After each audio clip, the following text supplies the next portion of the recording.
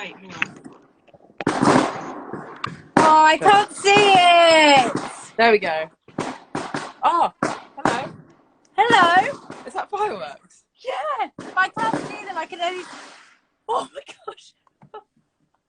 That is so random. I was literally sat at my desk, like ready to start this live, and it literally like shocked me to my core. Not there. Oh god, that's horrible. How are you doing? Hi. Yeah, I'm good. I saw you came on in your show must go on t-shirt, and I was like, oh my gosh, shall I run and quickly put it on? Then I didn't. I was like, no. I have a hoodie on. It's so cold down here.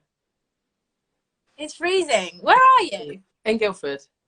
Are you living in Guildford? Yeah. I've got the big C. Really? Yeah. Oh, No. it's fine. We're fine. We're fine. I knew it was going to happen to GSA. I know it's sad, but it's fine. We're all good. And you're here. I'm good. I'm doing a live. I can see. I'm well. It's all good. Yeah, I'm doing well, everyone. Thanks. Oh, there's so many people joining. So guys, we'll do a little Q&A for like 20 minutes. So if you have any questions for Grace, put them in the chat, put them in the question box, and we'll shout them out. Wait for more to come in now. I can't see the box, so you go. Oh yeah. Yeah. I'll wait for the box. Where is the box? No, I'm not going to play that. Just while we're waiting, guys, Grace has a class on Sunday. 12 till 2 p.m. UK time and 7 till 9 a.m. US time. So get your tickets. It's gonna be fun. And they're giving away 2 spaces. Yes. And the giveaway is on my Instagram page. How is GSA? Oh, it is absolutely gorgeous. I mean, obviously not now, but like yeah. Last time was enjoying great. It though. Oh, it's so good. It's so weird and it's just a dream. It's like, it's weird. It's like, oh, dream, darling. I'm glad you deserve it. Oh, thank you. Right. Oh, we've got some questions. Okay. What was your experience with 6 like? Hello, Josh. Miss you too. My experience with 6.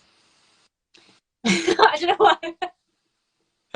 I just paused on that. It was amazing. It was an absolute whirlwind. One of the hardest things I've ever done, but also one of the best things I've ever done. So yeah, there's a very broad question. So to sum it up, hard but amazing. What is your favourite musical? I don't have one. I'm gonna say 2. Hades Town. For my like favorite like actor musical, and then just my favorite live musical is Kinky Boots. Yeah, that's fair. Why did you decide to start the journal challenge, and what will the Zoom calls entail?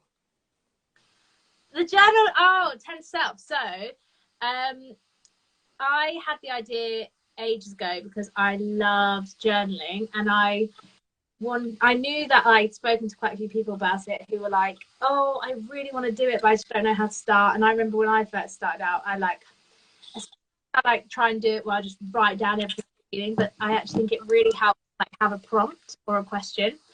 And then like when I was younger, I used to like try these kind of journal challenges, and I used to get to like day 10 and I'd stop.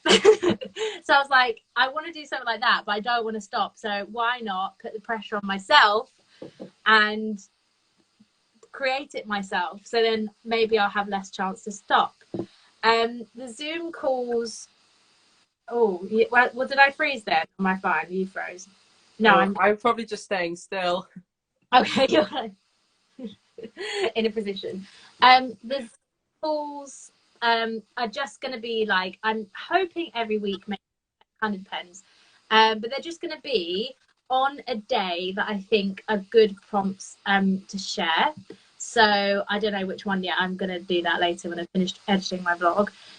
Maybe like something a bit positive. So maybe like the day 7 ways I can show loved ones I appreciate them this week. And it will basically just be a little bit of chatting, and then if anyone wants to share what they've written about, they can. And if no one wants to, they can also just sit there, and it's just going to be a really safe space to like have a chat about that specific day. And if anyone's having like any journal blocks, or like any like struggling to think of what to write about, we can just like share ideas and help each other. So if you want to come, just either email or send me your email addresses. I'm going to sort them out and put them in a mailing list. I'll then send you a Zoom code. Join if you're free. If you're not free, then I'm sorry. And basically, it'll just be a chat and really chill. And then we'll probably do a bit of it together that day, 10 minutes. But again, I'm going to sort that out when I have time. Probably tomorrow. So yeah, thanks for asking, Millie. Favorite vegan snack to get you through lockdown? Ben and Jerry's ice cream, not really a snack, but I eat it as if it's a snack. My lockdown number one was frozen berries and frozen bananas, but I think this year there's probably going to be ice cream, chocolate, and crisps. This year, this lockdown feels like a year. Yeah, just all the sugar, basically, all the bad stuff. Bagels, toasted bagels with loads of spread. Yeah. Can you rap any of the songs in Hamilton? No. I remember that night. I just might regret that night for the rest of my days. Yeah, I think that was a rap. But I'm also Liza, so I haven't bothered learning any of the Angelica parts. Maybe I'll learn it. I'd like to learn a Hamilton rap. I don't know how to do it though. Yeah. Also, when did you start working for Artists and Beyond? I didn't know this either. It was like start of September, I think. You need to give yourself a break. I know. I take advice. I feel like you're a bit like me in that you just like to have all these things going on. I just do too much. Absolutely. I was like, it's going to be really nice. I've got the half term to have a break, and then this. So it's great fun. It's great fun. Can you do the audition sequence from a chorus line? Thanks, Brian. Go on, Grace. That's the bit I remember. And then they do this. Something like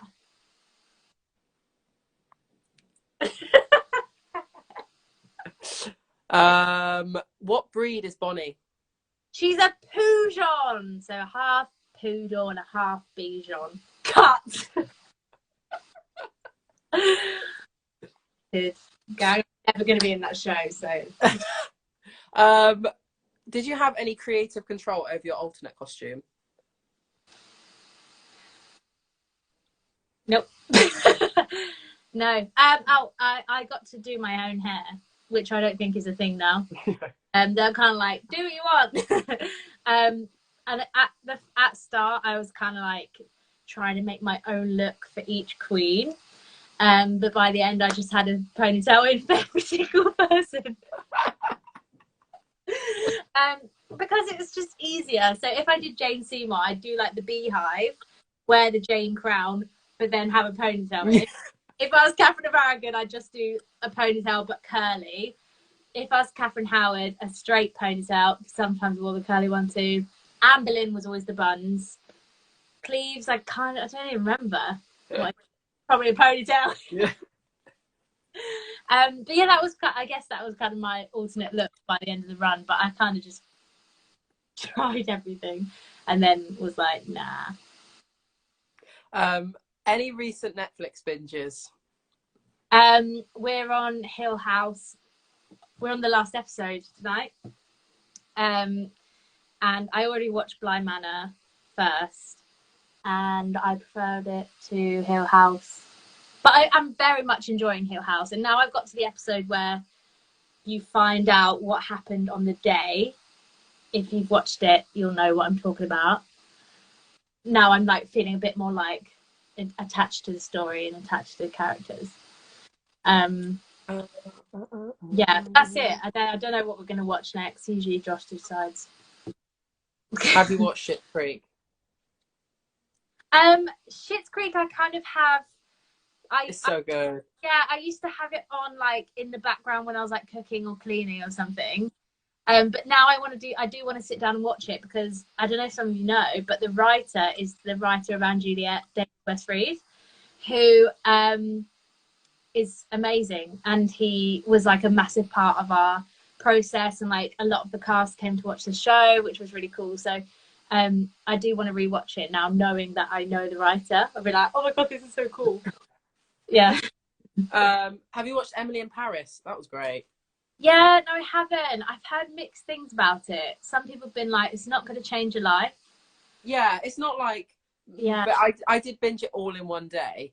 Really? Yeah. See, Netflix programs that like I sit there and reflect on each episode, and I'm like changed by it. And I don't think Emily in Paris is going to give that to me. But I think it might be a good one again to have in the background when I'm doing bits and bobs. But I use YouTube for that, you know? Yeah. This is literally. Oh, this is so funny. Oh, I can't even ask that. Ask it. Someone's asked you to sing some of "I Don't Need Your Love." Oh no. Out of all the songs, Yeah. your favourite one?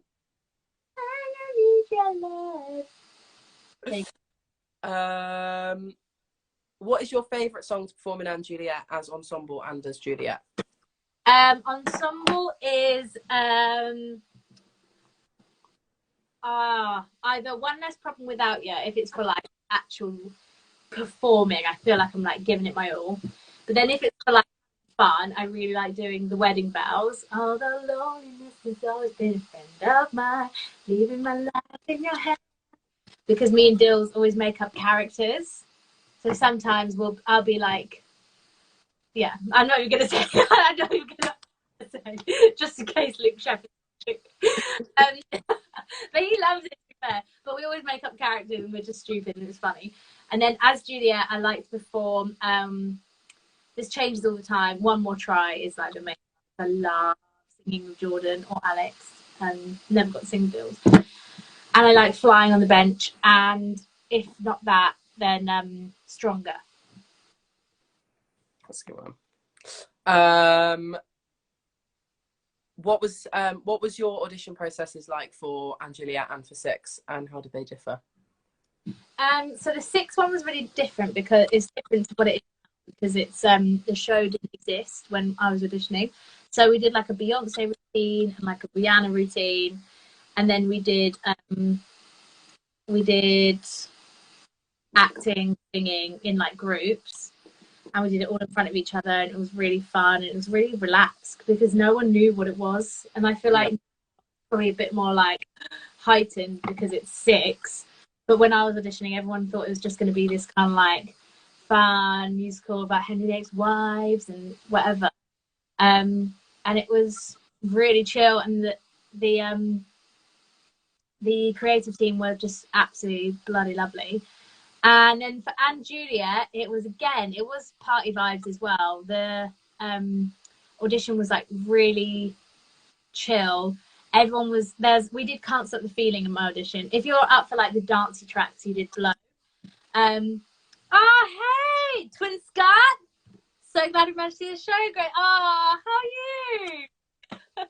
I don't like when people I know come on because I'm like, hello.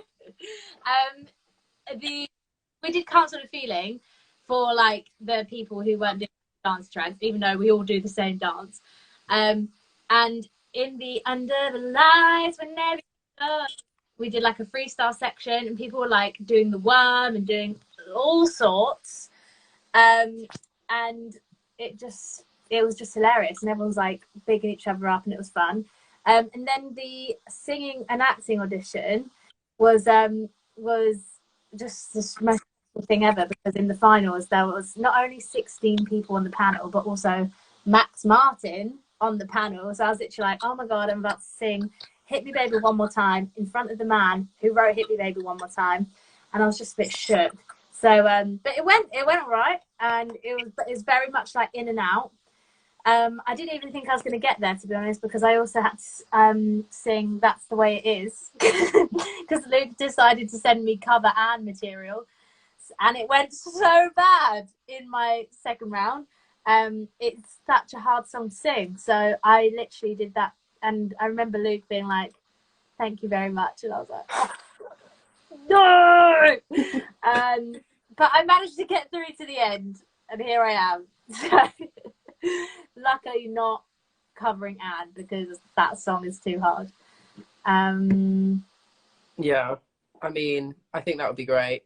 But I mean, I feel like a lot of people always say, like, when you ask for like dream world stuff, they're like, "Oh, my role hasn't been created yet. I really like it." I feel like both of your shows have been like you've helped to create them, and yeah, a bit mad actually. It's quite cool, isn't it? Because would you like to do a show that's like you have a track, this is your track, this is what you do?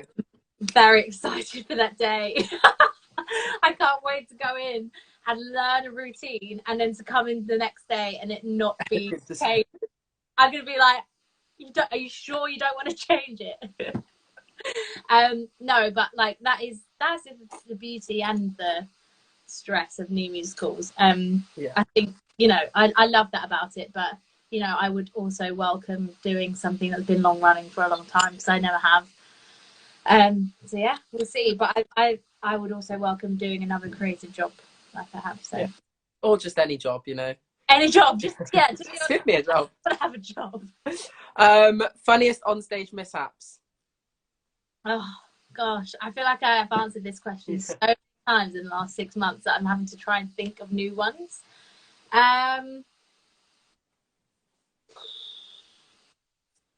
Let me think of something good. I don't usually speak about the time that the music cut out in It's My Life and we had a show cancelled, do I? So I think that one was really funny. And bye. See you later. People leaving.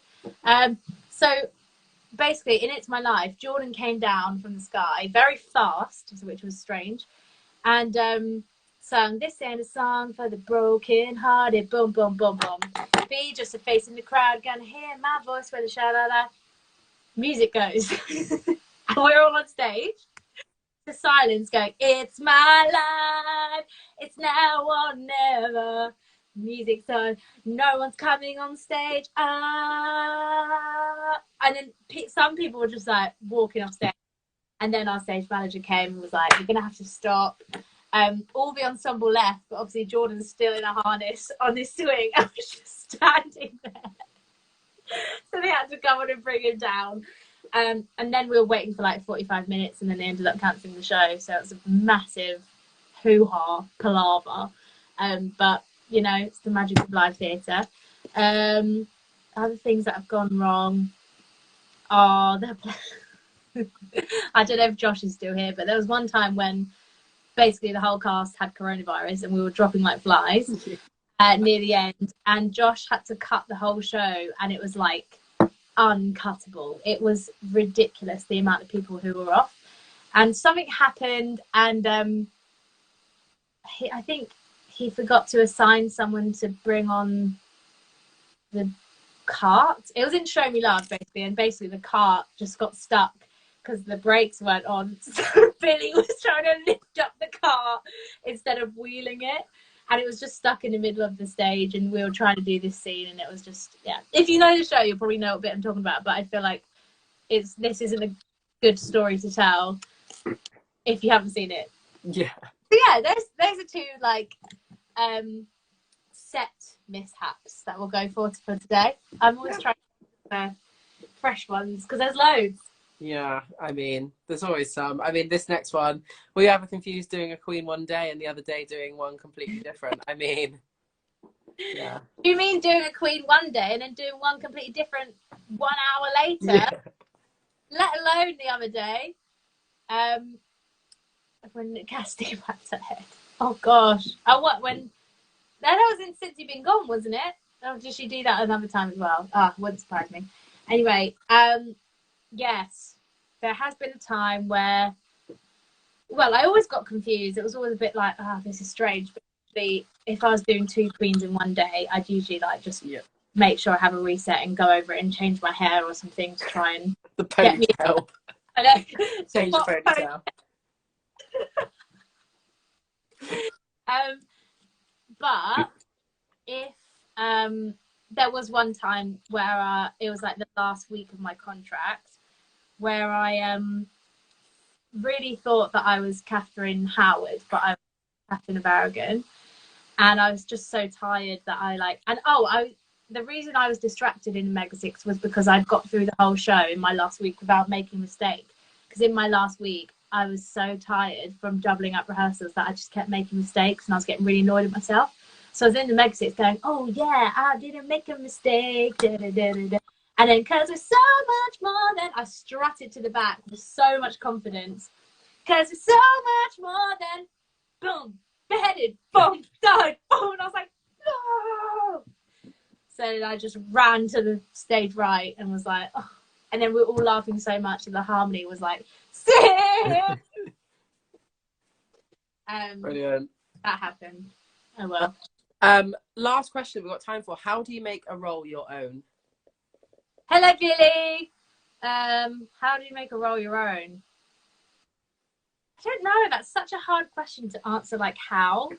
Because I'd like to say that I do make the roles I've played, I hope. But I don't know how. I think it just kind of I think you just apply yourself to roles, and that's what makes them different. Because I'm very different to JJ, Amy, Miriam, Nat. You know what I mean? And so because of that, you kind of, it just naturally happens because you put a bit of yourself into that character, and they put a bit of themselves into that character, and I think that's what makes it different. Yeah.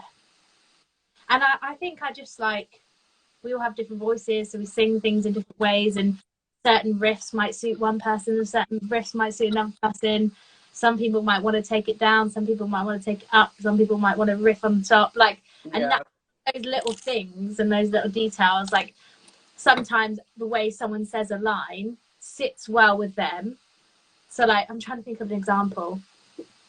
Maybe like something as small as, I think we can all agree I'm the 10 amongst these threes.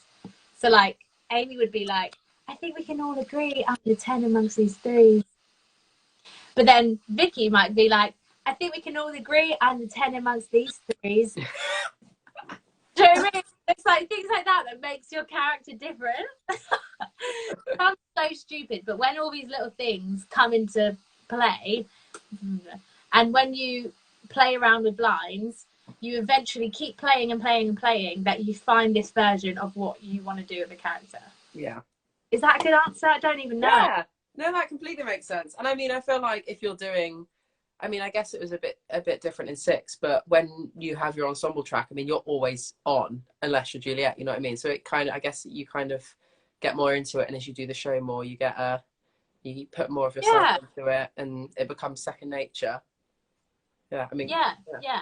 Oh, that's brilliant. Thank you so much, Grace. Don't forget, guys, that you can book Grace for one-on-ones. And she's also got a workshop on Sunday, Acting Through Songs, so bring your best songs. 12 till 2 p.m. UK time and 7 till 9 a.m. US time. So if you fancy getting up early and singing. Early to use that voce. Yeah. Just make sure you hydrate. Yeah. Yes, we're saving it. Don't worry. I hope to see you there, but it's bye for now. Thank you so much again, Grace, and I'll see you on Sunday. See you later. Bye. Giveaway. Bye. Yeah.